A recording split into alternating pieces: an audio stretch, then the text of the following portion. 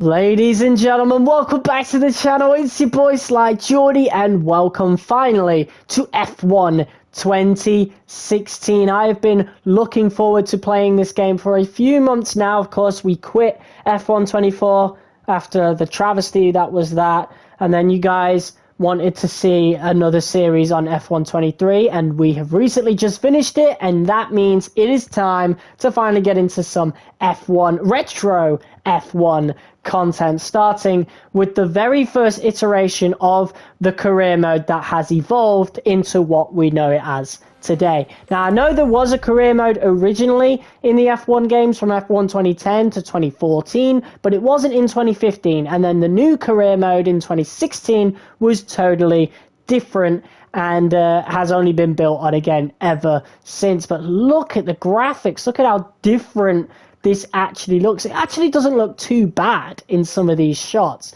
But we're going to actually hop into time trial just to have a little mess around with the handling. So we're gonna jump into Bahrain, and what car are we gonna drive? We could drive the Williams. I think we'll drive the Williams. Yeah, we'll drive the Williams because that's my car, you know.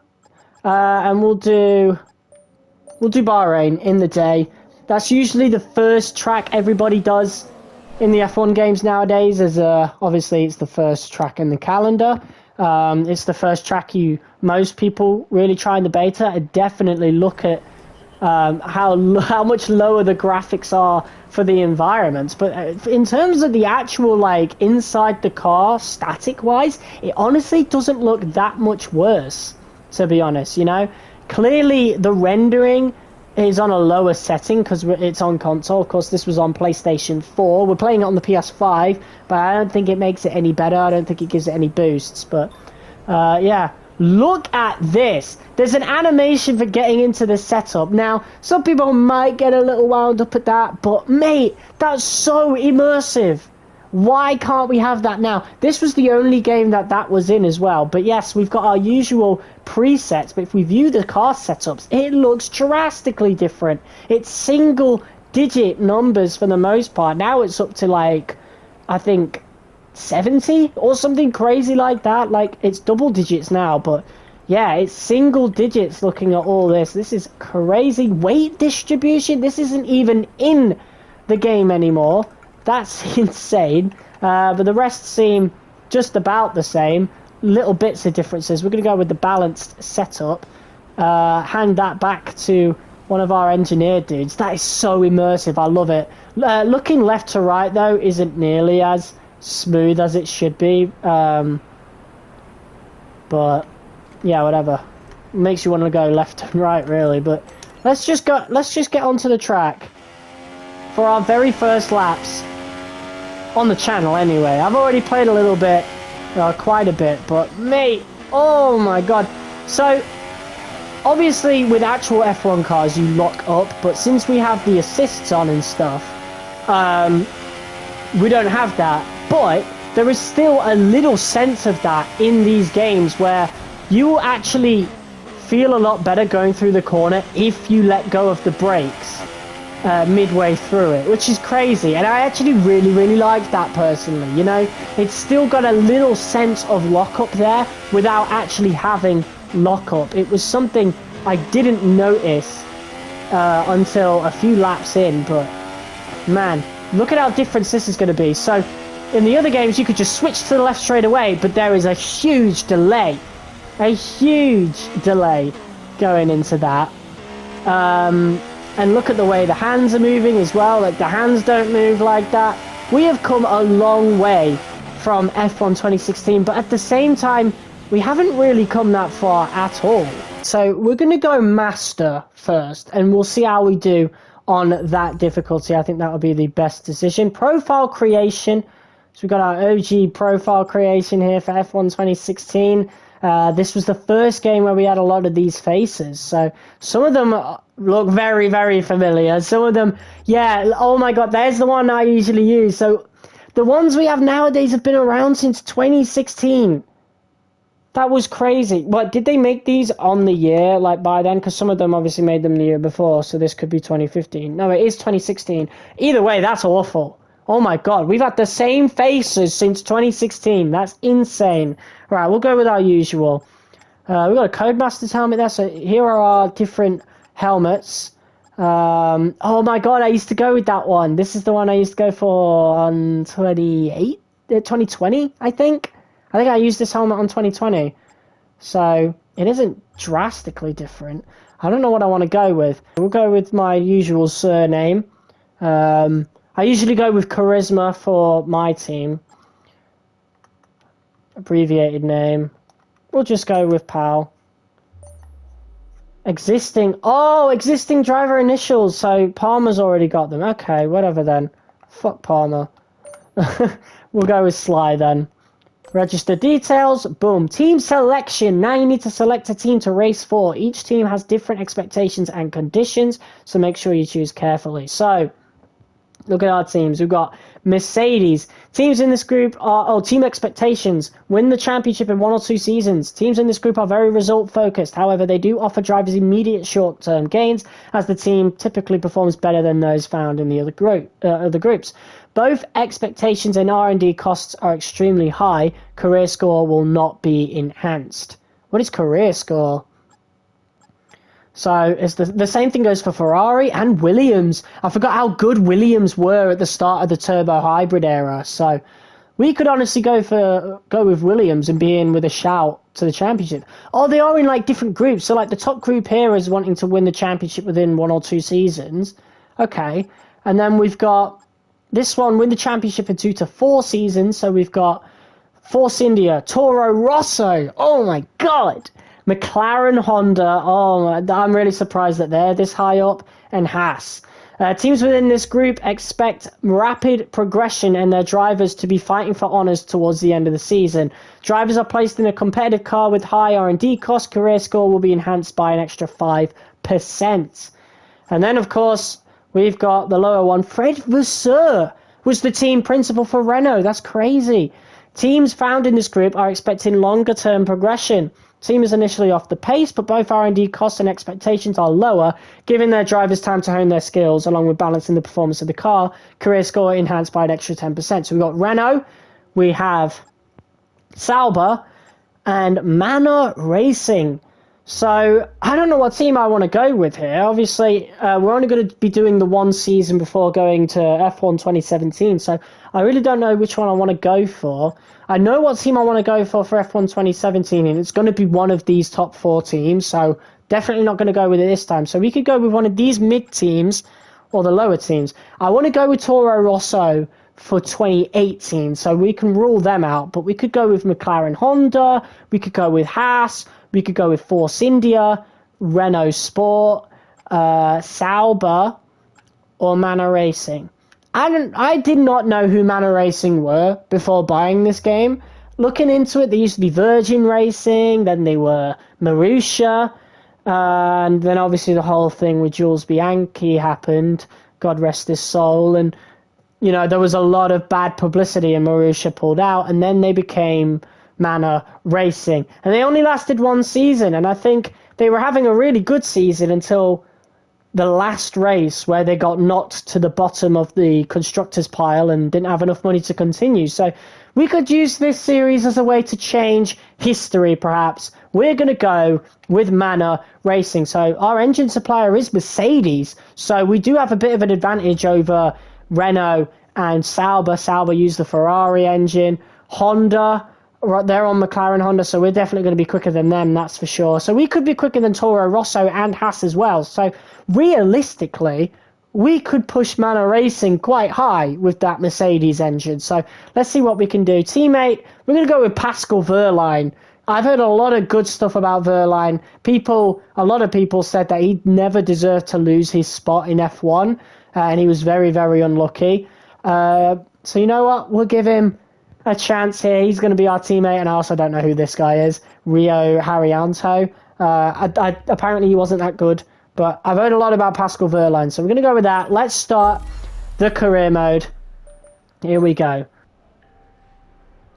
And I think we're about to see one of the other parts that was exclusive to this game. This vista, this location. We get a different one each weekend. And there's Emma! The OG Emma. Hi, I'm Emma Jenkins. I'm a specialist in contract law and I've been brought in to work as your agent. Oh, wow. The OG I can Emma. tell you the best deal in the boardroom, which means you need to do the best possible job out there on the circuit. Mm-hmm. When you get new contract offers, either from new teams or an amendment to your existing offer, it'll come through me. I'll also keep you up to date on discussions behind the scenes to change your terms, or any specific goals that the team has set for you.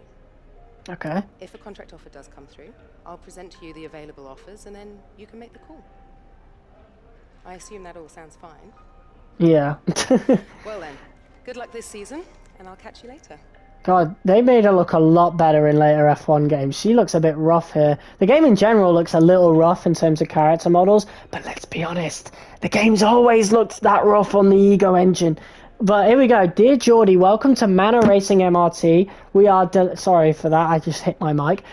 We are delighted to have you on board and look forward to working closely with you over the upcoming seasons. You will start as our second driver alongside your teammate Pascal Wehrlein. We expect you to work together to help develop the car and the team as quickly as possible. Now let's get out there and win some points. And look at this this Vista, man. This was exclusive to F1 2016 and changed with each weekend. Why did they remove this? I have no idea. This is just incredible. Well, let's have a look at our laptop. Look at all the individual animations, man. Oh my god, what is this screen? This looks totally different. Within this laptop, you can manage your career whilst off the track. When you are ready, head to the team garage and start your first practice session. Oh my god. This is so different. And then we've got all our tutorials. And yeah, this is where all the practice programs came in as well. And I think, yeah, so before, I don't know which F1 game it was, but before a certain point, a few years ago, we used to be able to have, do every single practice program within 3 sessions, and at some point they just limited it to 3 different ones each time. I don't know why they did that, but it is what it is. So, driver standing 22nd. There's 22 drivers? Get out. How am I 22nd? Is it not a 20 driver championship anymore?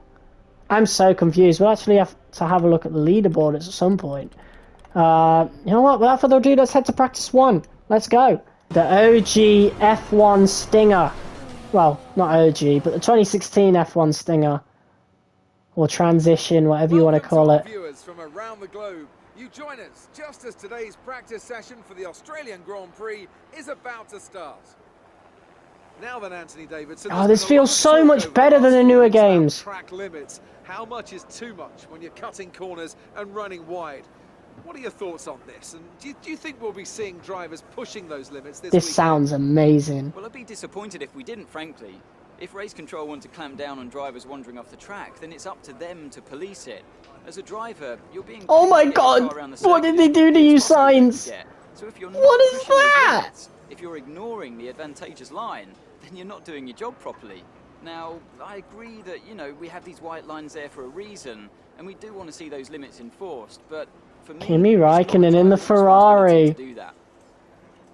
Mate, some of those animations are still in the game now. That's insane how lazy these developers have gotten in the last few years. That's crazy. That's honestly crazy. It seems all they really do is the handling model now, but mate, the amount of talking the commentators were doing at the beginning of that session is so much more immersive, which is why I love all the F1 games from before 2019. It's just... as soon as we hit our peak in graphics, it seemed like they were just removing features left, right, and center, you know? And I feel like 2018, for me personally, was the peak of immersion in terms of all this, but... in the unforgiving world of Formula 1, free practice sessions are a vital part of any Grand Prix weekend. During your F1 career, you'll be able to utilise these sessions to complete practice programs. I know. Good to have you on board. I'm Jeff and I'll be your race engineer. Jeff! Jeff's back. I'm really looking forward to the season. Our system checks are A-OK, so we can get underway whenever you like. I like the more monotone voice of Jeff compared to Mark.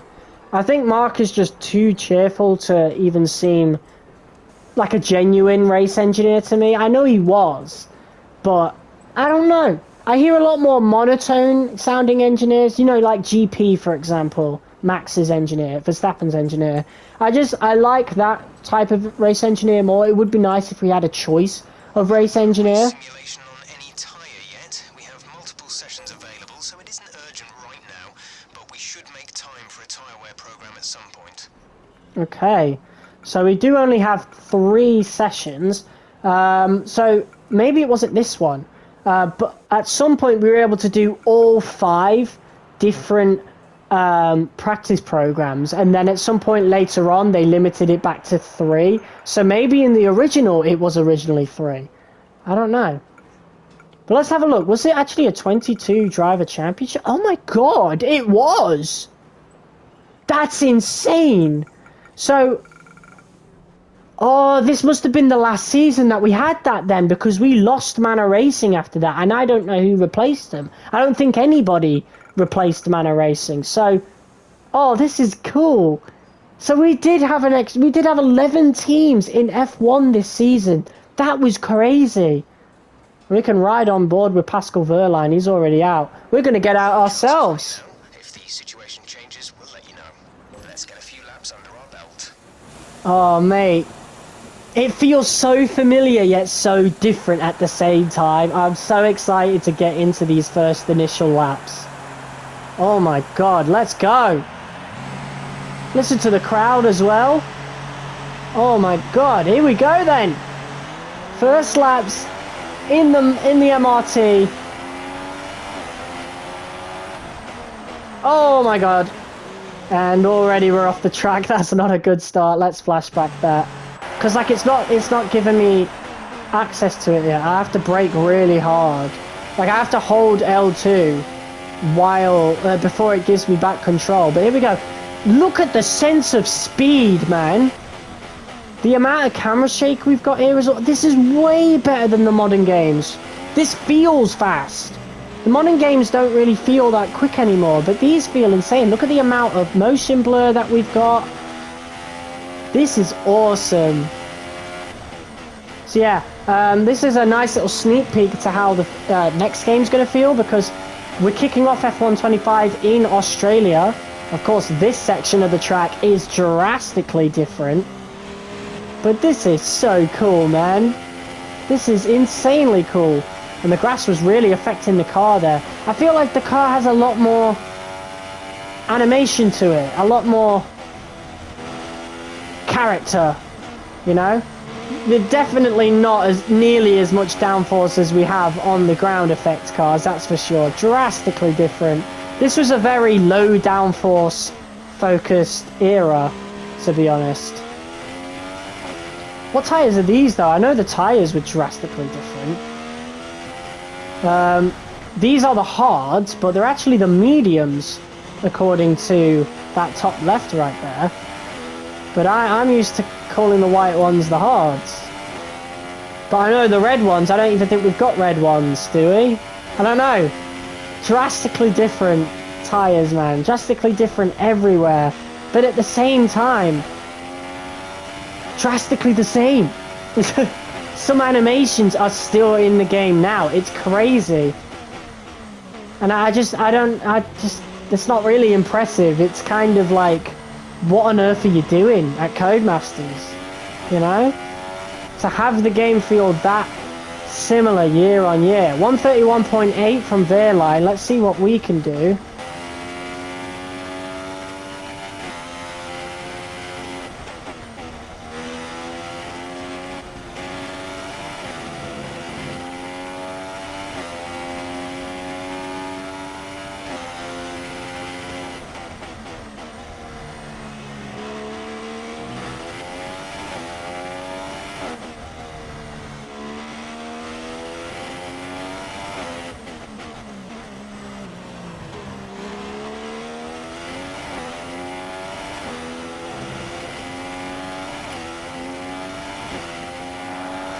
A much better lap there. If that doesn't beat Pascal, I don't know what will. It doesn't.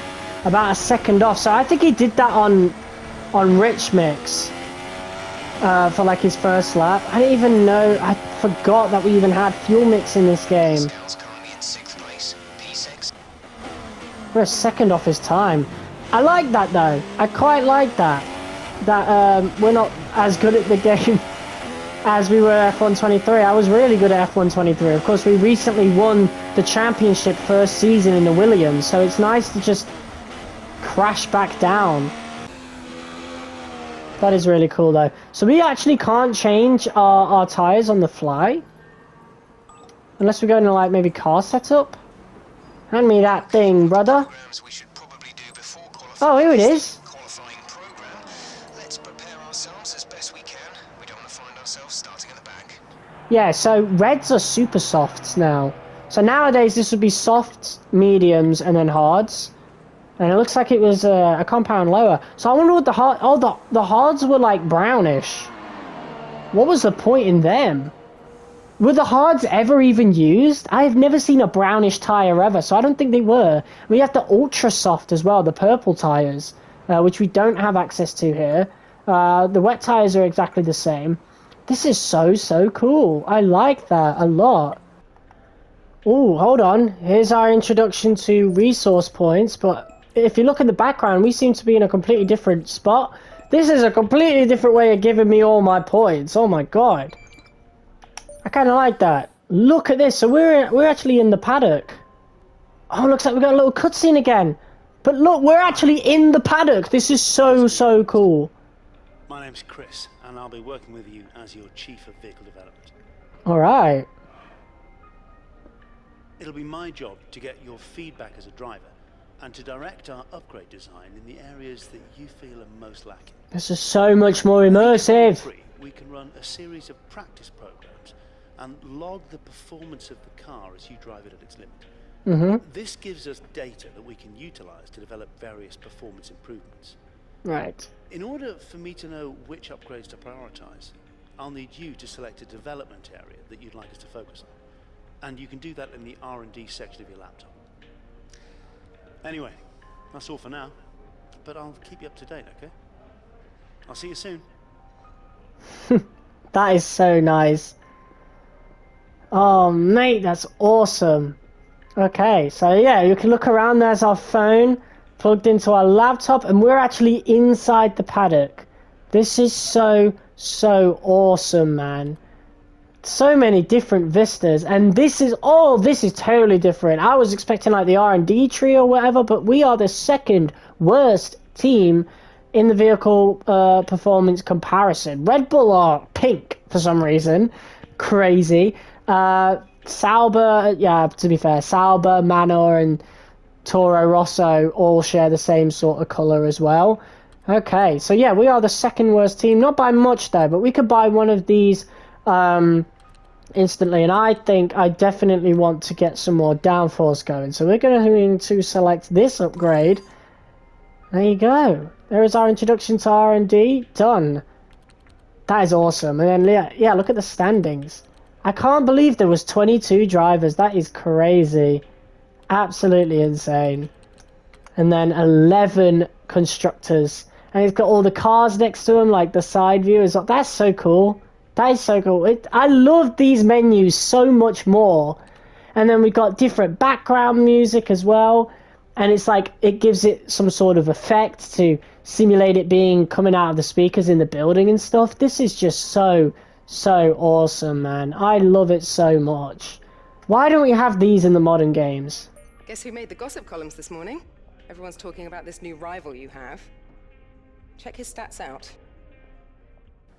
Barely a day into Formula One, and we already have a rival. So we know what a rivalry is in the F1 games, and it's probably our teammate. You know, your first rival is always your teammate, and of course, yes, it is Pascal Wehrlein. So yeah, that's who we're going to be measured up against. I wonder if we'll actually get a proper rival later on. Most likely we will. Hi, how are you? I'm just passing on your qualifying goals for this weekend.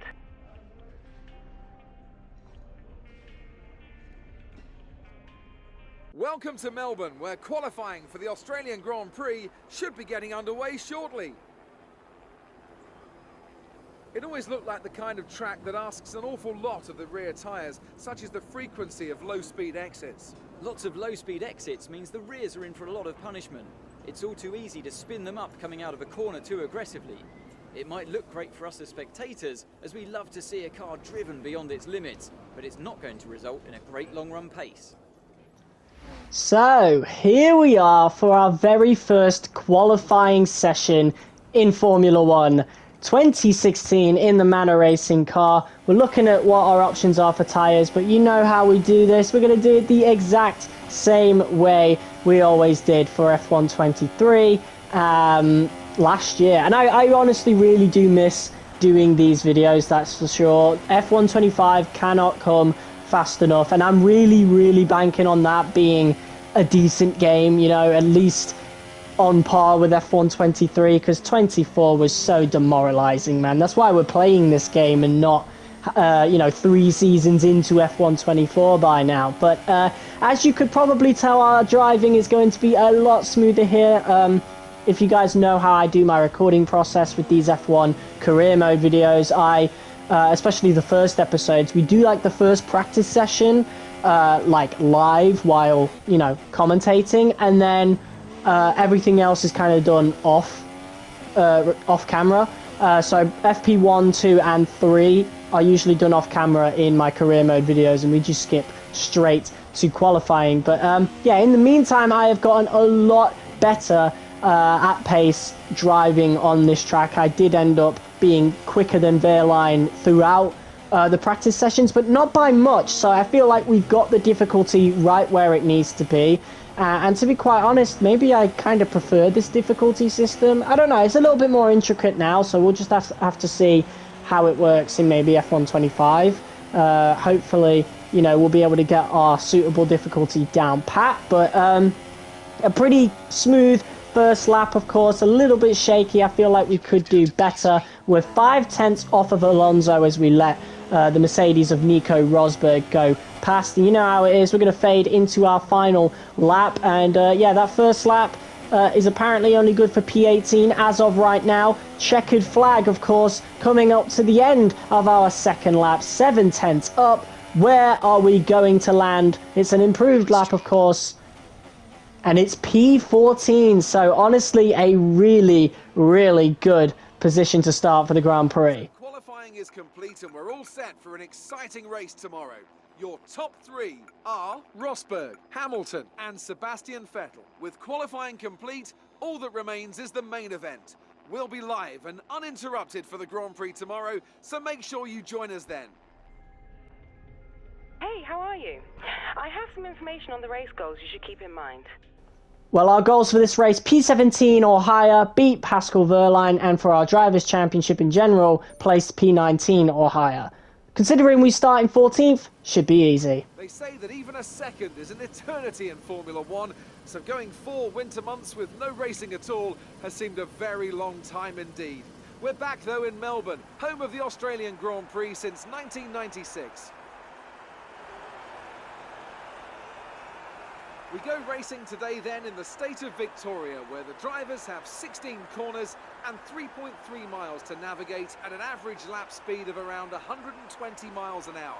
The close proximity of the barriers makes accidents inevitable, and recent history shows us that a safety car is not at all out of the question. I'm joined today in the commentary box, as I will be throughout this season, by a great racing driver, former F1 competitor, former world champion, and dare I say it, all-round top bloke as well.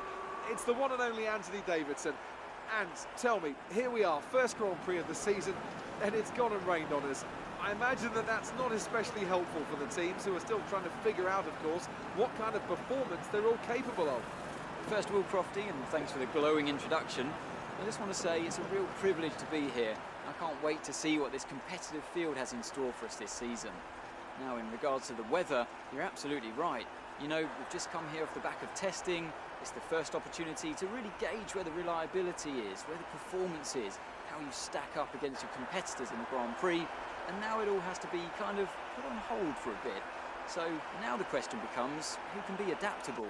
who has the wet weather pace and who can make best use of these difficult circumstances to come out on top in these conditions. We've qualified above where we expected to be, so try your best to hold on to this position in the race. So before the off, let's remind ourselves of yesterday's qualifying session with a look at the starting grid. Nico Rosberg will start his Silver Arrow from pole position, and it's Lewis Hamilton alongside. Looking down the rest of the grid, we have Vettel, Verstappen, Daniel Ricciardo, and Raikkonen, Perez, Massa, Bottas, and Nico Hülkenberg, Sainz, Alonso, Jenson Button, and Amana, Grosjean, Gutierrez, Daniel Kvyat, and Pascal Wehrlein, Magnussen, and Palmer, Marcus Ericsson, and Felipe Nasser starts from the back of the grid. And with preparations almost complete, let's head down to the track. Well, wet weather on our very first race, and considering I've never done a wet race in F1 2016, this is absolutely not ideal, and I think we're going to struggle, of course. The strategy is inters to inters, but it's going to be a 50-minute race approximately, so honestly, maybe there could be room for some changes. It's only raining lightly as we are lights out, and away we go. We are right behind the two McLaren. Sainz doesn't have a great start, but Button kind of gets blocked off by Sainz, and so we had to slow down a little, and now we are getting surrounded by Gutierrez, by both Haas cars. Oh, it's carnage up ahead, as with all the slowdown and the amount of space that we have, we actually are able to retake the spot, but now side by side with the Haas, Sainz side by side with Alonso. It seems Button really didn't have a good start, really didn't have a good turn one, but we're just about to overtake Gutierrez to retake P13. Alonso and Sainz fighting hard as well. Gutierrez trying to hang on, and look at this now. Alonso pushing Sainz out, and we looking to go past Alonso, and we're getting on the grass. I cannot get off that wall. That's certainly some wing damage, and yeah, just absolute pandemonium on that first lap. And yeah, Sainz had to slow down to avoid collision with us, which also slows down the rest of the pack behind us. And unfortunately, Alonso has now gained about 4 seconds on us. So that is a tragic start. However, silver lining, we've gained 2 positions off of P14 there, so it's not exactly the worst situation in the world that we've had, but certainly not an ideal one as we look to wrap up this first lap. But yeah, we've definitely lost a lot of time to Alonso, and honestly, if we could get a wrap onto these, if we could get like a hold of these conditions here, we should be able to catch up to Alonso. We do have the quicker engine after all, so we just have to, yeah, get a grip on these conditions and just drive as well as we can, and honestly see what happens as Nico Rosberg sets the fastest lap of the Grand Prix. We're not really going to worry about the front runners though. We're not going to see them anytime soon. Honestly, we're going to be fighting for points at the lower end of the leaderboard, I do think. So yeah, moving on to lap 2 now, as we look to keep away from Carlos Sainz. Sainz is going to be in the quicker car, of course, but yeah, skip it ahead to lap 9, as we focused on trying to catch up to Alonso, and the conditions pretty much stayed the same, and we did a really good job, as our engineer tells us that Alonso is slower in sector 2. Yeah, these cars are definitely being held up by somebody in the distance.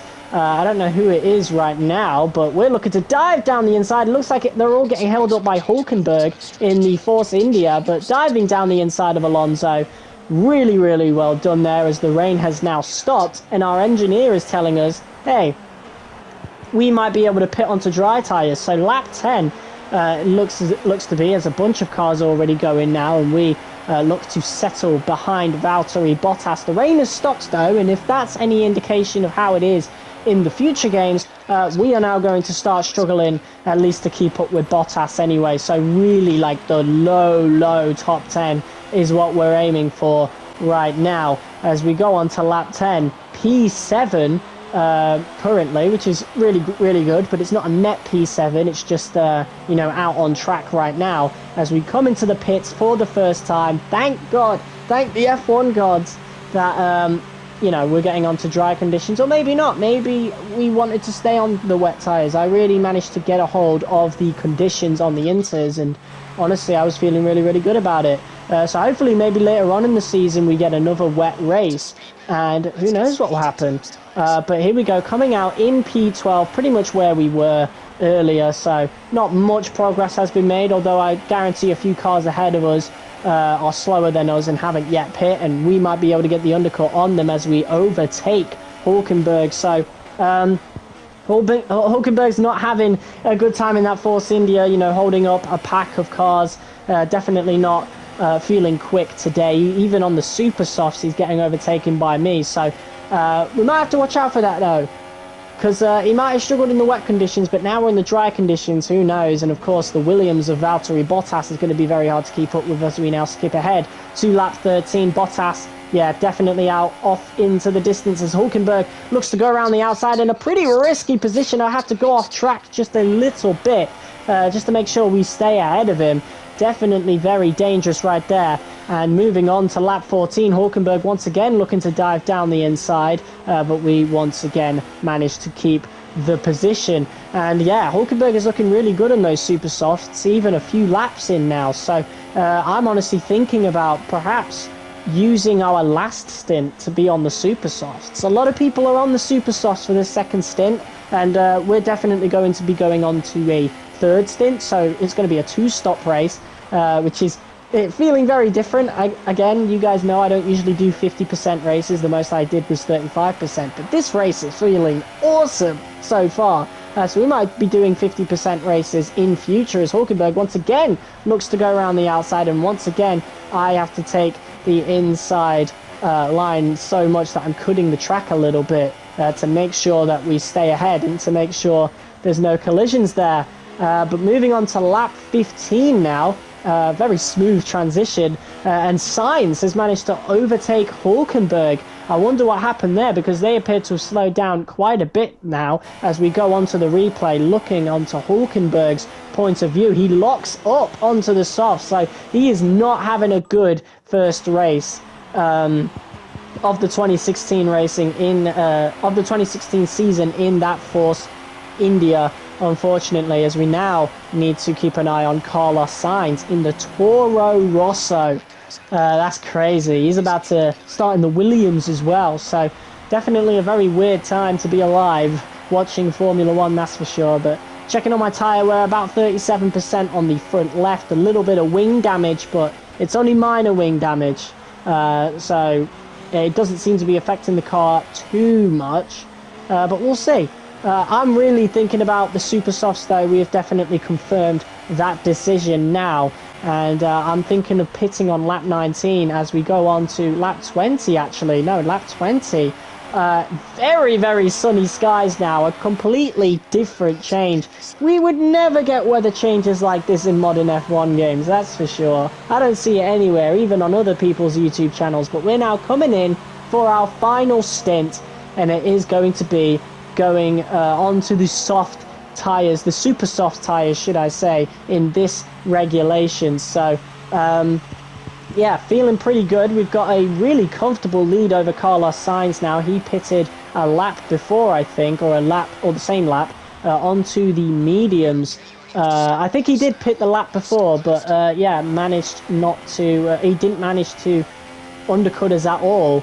We've managed to maintain the gap that we created. So I think Sainz started struggling just a little bit. He's going to definitely struggle to catch up now, as Daniel Ricciardo has had an absolute howler of a strategy. We're overtaking him, and this is like proper P8. There's no more pit stops going to be happening in this race. So Daniel Ricciardo, oh my god, absolute howler in the Red Bull, absolute howler by the Red Bull strategy team, as we now once again behind Valtteri Bottas. But we go on to the last 2 laps of the Grand Prix, and it looks like it's Felipe Massa who is struggling on the mediums, which are now the hards of course, and we're on the softs, or the super softs, and you guys know there's a big difference between those tyres. So Massa is definitely struggling for pace, and we're doing really, really good.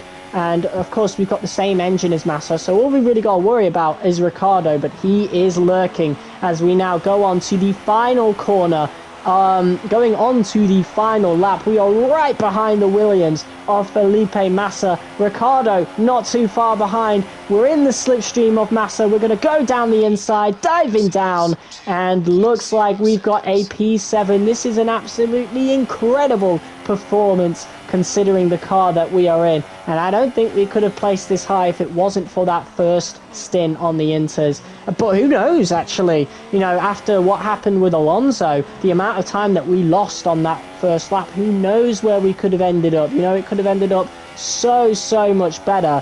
But yeah, we got to keep an eye behind us as Ricciardo is all over Massa. That would have been us.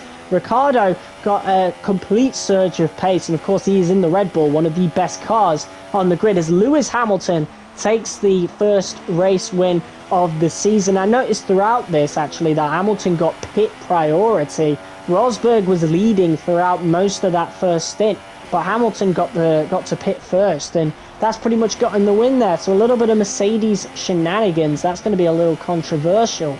But Hamilton does pick up the win in this alternate universe. I think in real life it was Rosberg.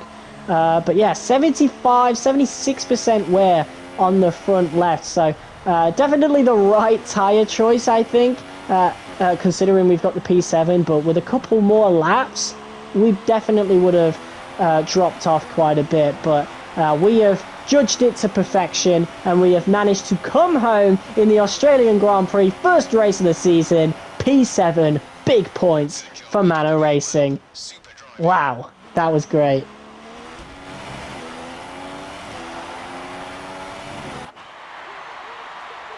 So, another fantastic victory for the Silver Arrows. Anthony, what do you think made the difference here? The difference was clearly in the strategy. You could tell they'd done a lot of work on the pit wall to really optimise each stint and get the most out of the tyres. And it highlights just how much of a team sport this really is. But credit to the driver as well, though. There's no good having a well-oiled machine behind the scenes without a talented hand on the wheel, of course. And here are our podium drivers today after that excellent race. They've excelled here, as they so often do, and it's a well-deserved victory. Mercedes, then, are on top today. Well, there you go. Like I said, bit of Mercedes shenanigans right there. Hamilton getting pit priority over Rosberg. Sebastian Vettel in the Ferrari picks up P3 for the team for Ferrari. And yeah, that is the first race of the season. No real surprises in terms of the podium right there, let's be real. Daniel Ricciardo, an absolute howler for Red Bull, we've got to say. Bottas gets a pretty good spot for the Williams. But the story of the day, of course, is going to be us getting P7 in the Manor Racing. And we do get Driver of the Day if you're looking at the subtitles in the background there. So yeah, that's pretty cool. Not really surprising. It's a big story. It is a semi-new team, and we go to look for our teammate P14 for Wehrlein. So not too bad for him neither. We don't seem to have that much of a bad car, but Force India definitely not feeling good. They finished last throughout the whole thing. So yeah, really not good for them as we pick up resource points, and we've got a new vista in the background now. That is the Bahrain Grand Prix, and next episode won't be nearly as long as this one. We were just getting some introductory things starting the new career mode. You know how long these career mode episode 1s can usually be, so yeah, whatever. We'll premiere this live, but a great start to the season. A perfect start to the season. We couldn't have asked for anything more. We're getting an introduction to career score. So apparently we were competing on leaderboards against other players, which sounds a lot like Challenge Career from F1 24, to be quite honest. But it doesn't. It applies to, you know, using different drivers for different events in the Challenge Career compared to actually being on leaderboards in the career mode. I feel like they should bring this back. It's pretty cool, I suppose. We had to use a couple of flashbacks. There were some strange instances with the AI, I will say. If you've played this game before, you'll know that the AI sometimes have no idea what they're doing and can just crash into you strangely. So I did flashback only the BS moments, basically, but I think I only used about 2.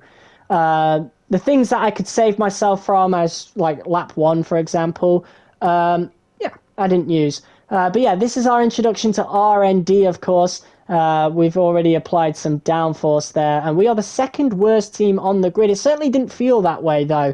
But with upgrades, who knows where we could end up? Who knows? Guys, thank you all so much for watching this episode of F1 2016 Career Mode. We'll be doing a full season of this, and if we finish well before well before F1 25 comes out, we'll see about doing F1 2017 as well. Anyway, till next time, I'll see you soon. Peace.